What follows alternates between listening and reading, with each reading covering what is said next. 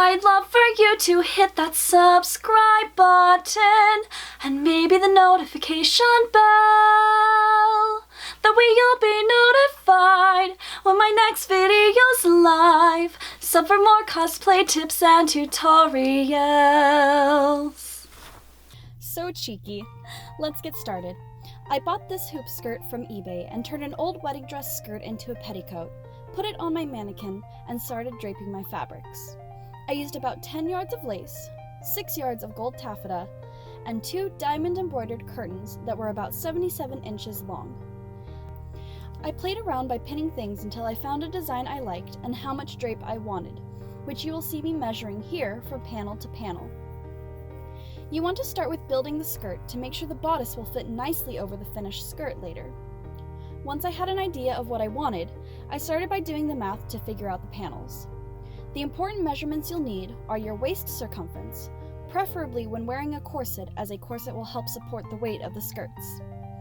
The length from waist to wherever you want the skirt to end. Mine ends about 2 inches off the floor, and this needs to be taken with the hoop and petticoat on. The circumference of the bottom hoop and petticoat, and how much drape you desire for each panel based on the draping we did earlier. So, I drew out the panel and divided my waist by how many panels I wanted. I chose 6 for the base skirt and 8 for the lace overlay. The process, though, is basically the same for each. So, each panel top needs to be no smaller than 3.5 inches wide plus seam allowance. You can leave it here for the base skirt, but I doubled that measurement so that there would be some gathering. And the lace overlay needs to be doubled to gather, that way the draped swags will hang properly at the bottom of the skirt.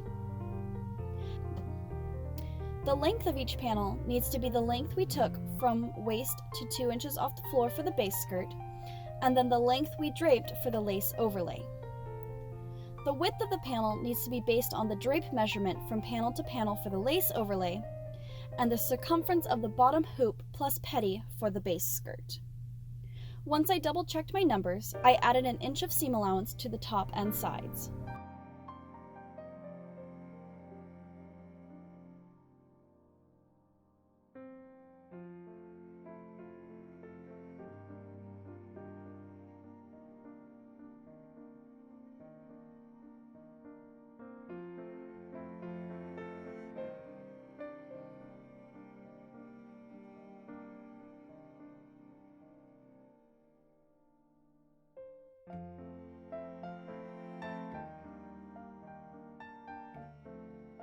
I started cutting out my pattern, and I used pinking shears on the taffeta and curtain to prevent fraying. For the base skirt, I sewed all the seams except the center back with a French seam to encase the raw edges, prevent fraying, and add strength.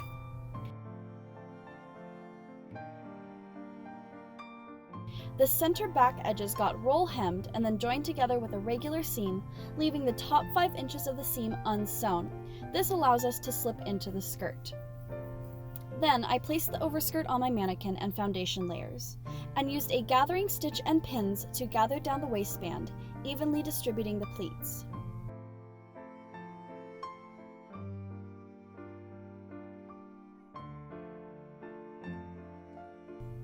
I then trimmed off the edges of the lace from my fabric to use as trim on other parts of the gown, and cut the curtains into long strips to gather into the bottom edge of the skirt. Mine were about 77 inches long and 12 inches wide. To find out how much gathered trim I needed, I took the circumference of the bottom of the skirt and doubled it. From there, I sewed each trim panel together, short end to short end, until I had a very long panel, and sewed the lacy edges from our overlay fabric as trim. I later took this off and roll hemmed the panel as the trim was just too much. This next part was actually the hardest, and by hardest I just mean taxing and kind of annoying. I figured out how far up the trim needed to go so it wouldn't drag on the ground. I gathered it down by hand and started pinning it onto the dress. It's not really hard, but like I said, more taxing than anything. When that was done, I sewed it all down with a running stitch, making sure to lift the presser foot occasionally so that the foot wouldn't push and redistribute the gathers. I then cut out my lace overlay based on the measurements earlier. cutting 8 panels and sewing them together with regular seams. I ironed the seams open here, though I went back and actually ironed them to one side later. I machine basted the waist edge of the skirt and gathered it down. To make sure it was the right circumference, I cut a piece of twill tape to my waist circumference, 28 inches, and gathered the base and overlay together, pinning it down onto the tape and securing it with a zigzag stitch onto the machine.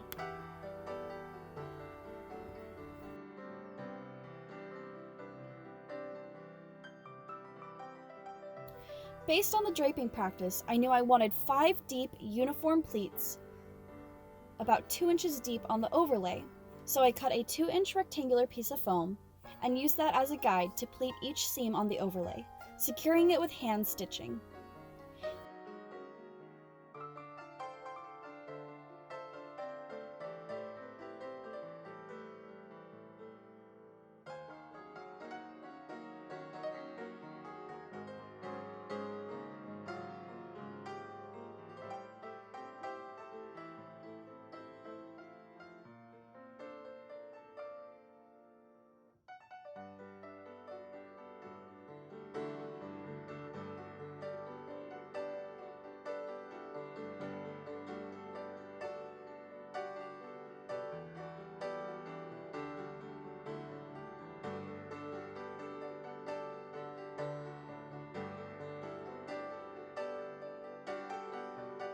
Enough of the skirt was done at this point that I could pin it onto my mannequin and begin the bodice pattern. Stay tuned as I will be releasing patterns in the next coming months, including this pattern, but for now I'll explain how I made it. I took my Elsa corset pattern, which I self-drafted, and put it over the dress to see how it sat. I knew this pattern suited my body well, but the hips wouldn't sit well over the dress because it needed more flare. So I used that pattern as a starting point and altered it as needed. I ended up flaring out the hips and the front seams to accommodate the skirts, which you can see here. It took about 3 mock-ups to get the right fit, but it was so worth it. Then I cut out my bodice. It's made of 1 layer of twill and 1 layer of the curtain fabric with a taffeta center panel. My favorite part besides the trims is the center panels of bodices. To make it, I cut out pieces of lace and played around, pinning it down until I was happy with the design. Then I carefully sewed it with my machine, lifting the presser foot often, though you could also sew it by hand with a whip stitch. I wanted this bodice to be light but sturdy, so I sewed grosgrain ribbon over the seams to function as boning channels. This makes for a very light but sturdy bodice. If you want a more in-depth bodice tutorial, you can watch my How to Make a Corset series linked in the cards in the description.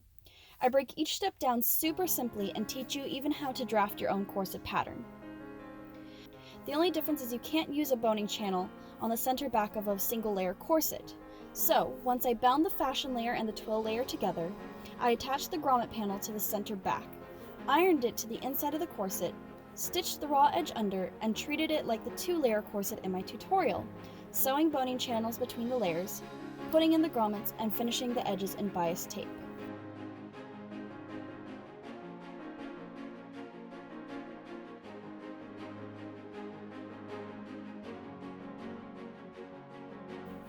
Once the corset was boned, bound, and grommets installed, I pinned it to my mannequin and began playing around with trims, laces, and other such fun things. I pinned them in place until I found what I liked. All of this was hand sewn with small whip stitches through only the top layer of fabric, which is terribly boring and easy, so I won't show it. Then I needed to make a bertha, or a drapey sleevey thingy as the professionals call it. So I took off the hem from the curtain, cleaned up the raw edges with pinking shears, and draped it around my shoulders to find out how long it needed to be.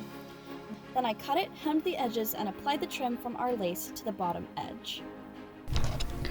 Alright, so I did not film hand sewing a lot of this stuff, but for the bertha, which is the shoulder swag thing, all I did was take the finished top of the curtain that I used. You can see here that I just pinked the edge where the seam was and cut it down to fit my measurement all the way around my shoulders to the back, so that it ends right there. You can see this is where I cut it and hemmed it. I used the wrong thread, but oh well. And I sewed on this trim, which you definitely saw. Then I just found the very center of the bertha, folded it in a couple pleats, and stitched it down in the center. Then I stitched the bertha onto the bias tape trim here by going in through the first layer of the bertha, then out and in through the bias tape, in, out, in, out. I'll show you a diagram of what that stitch looks like here. But yeah, and I sewed it just about to the apex of the bust, so it ends right here. So right in that line of the apex of the bust. That way if I move my arms forward, it's not gonna rip. I also applied this crochet trim to the underside. I need to stitch down a little better. Actually, this is where I sewed it too tight and it started to come undone. But yeah, this actually should have been hidden under the bias binding. I'll probably go back and tuck it under, but for now it's just attached there. And then I tucked it up here to match the swag of the bertha. I cut apart this trim down here, the little flowers, and pasted 3 of them there, stitching them together. Now you'll remember that the bodice was just a straight panel, so what I did is I cut more of this swagged trim from the hem of the fabric and pinned it down. I had to do a couple snips here and there to make it lay nicely, and then I just hand sewed it on with little whip stitches all the way around the edge. They're so small you probably won't be able to see them. And then I attached the trim here with some hand sewing going all the way around, and I cut and pasted a flower in the center so that all these would line up nicely instead of curving. And this is all just hand sewn with like whip stitches, basically, nothing too fancy. At the back here, it's the same kind of stitch, that ladder stitch or whatever it's called. I of course put grommets in, which if you do not know how to put grommets in, check this video here, somewhere in the cards. I have an entire series on how to build a corset so that you don't have to watch this long tutorial over and over. But yeah, that is basically the bodice done. Super easy. You can see here what I'm talking about, how that hip really curves out to accommodate the hip of the skirt. I'm so much happier about that. The pattern here actually curves out to accommodate the skirt as well, and it just lays so much nicer on the body. Now, you may remember that at one point there was the lace trim on the bottom hem of the skirt here on these gathers, but I think it just became too much. I really wanted to have more of this diamond weave kind of tapestry fabric be shown off, since it's also in the bodice, and kind of have that balance. So I actually ended up ripping it off, and I just roll hemmed the entire thing with like an 1.5 inch hem all the way around, and that's super simple, so I'm not going to show that. As for the finishing touches, the flowers, I found these in the LA Fashion District, and they have a little brooch back on them, like a little safety pin-esque clasp. So I just pinned these on right where I wanted them. However, I pinned them through the lace, through the trim, and through the base fabric. That way the each panel would stay in place and swag properly. Otherwise this whole thing would shift around and it wouldn't lay properly. This lace I actually just cut off from my Seder Bride wedding dress, which you can see that video linked up here. That dress got pretty worn from wearing it out in the woods, and I really loved the lace, the length, the style, the color, so I just cut it off from the train back there, and I regathered a few areas that were starting to unravel, but a gathering stitch is super easy. That's just how I did the waistband, so don't need to see that again. And then I basically took the same measurement that we used earlier to find out how much drape we need to figure out how much trim we needed. So something like 36 inches, so 36 times 8 gave me this number. And then I just measured, 36 inches and pinned it in with the flowers. The reason I haven't sewn these on is because since I will be using this for kids' parties, I'm sure that this off-white trim is going to get dirty, so I want to be able to take it off and spot clean it and give it a good bath when I need. I did dye this in a hot tea and coffee bath because it was more of a true white than a cream like I wanted, and it came out perfectly. I was basically trying to match it to this trim. I applied this trim, it's super easy. Basically, after I stitched on the gathering, I just went through and pinned this on top and bottom, and then went and did a running stitch all the way around. Super easy to do. Just make sure to use lots of pins. Oh, speaking of pins. Now, I didn't film this part, but you saw how to attach all the skirt layers to the waistband. Now, I could have actually cut the waistband longer and then just marked out where each layer needed to stop, which would have been perfectly fine. However, I did not do that. I just cut it exactly to where I needed, and then I just stitched on 2 more ties. I did a box stitch around the edge to really make sure it was nice and strong. And this skirt only features 1 tie because I didn't really find a need to do 2. You can see here I did a little stitch here at the bottom to keep it from unraveling. This is not a French seam, but I did roll hem the edges so it would not become unraveled. And then I'm going to finish the waistband in a bit of muslin, which will be a bit stronger. And it's basically going to be done like bias tape. So if you don't know how to do bias tape, go watch my corset binding video, and it's basically the same premise. It's just going to be wider to cover all of this. I hope this tutorial helped you out, and if you have any questions, feel free to leave them in the comments down below. If you found it helpful, consider sharing it with your friends, and remember, cosplay is all about having fun. I'll see you guys in the next video. Bye!